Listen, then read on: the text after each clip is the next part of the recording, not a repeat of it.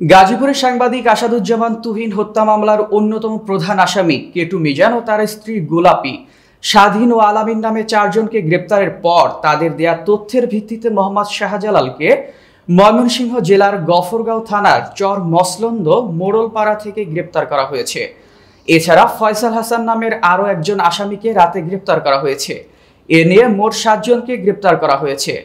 শেখ মোহাম্মদ রাকিব হোসেনকে সাথে নিয়ে মোহাম্মদ আব্দুল আলী শিকদারের তথ্যচিত্রে বিস্তারিত।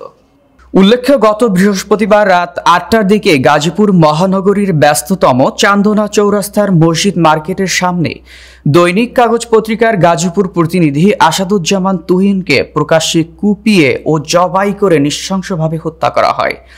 সিসিটিভি ফুটেজে দেখা গেছে কয়েকজন যুবক বাদশা নামের এক ব্যক্তিকে চাপাতি দিয়ে আঘাত করে ধাওয়া দিচ্ছে।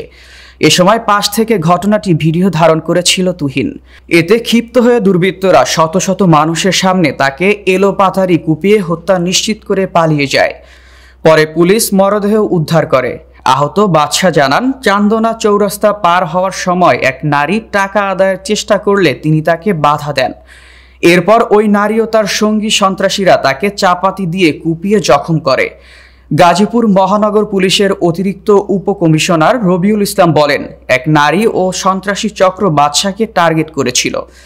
বাদশা নারীর ফাঁদে না পড়ে তাকে চর মারলে সন্ত্রাসীরা হামলা চালায়।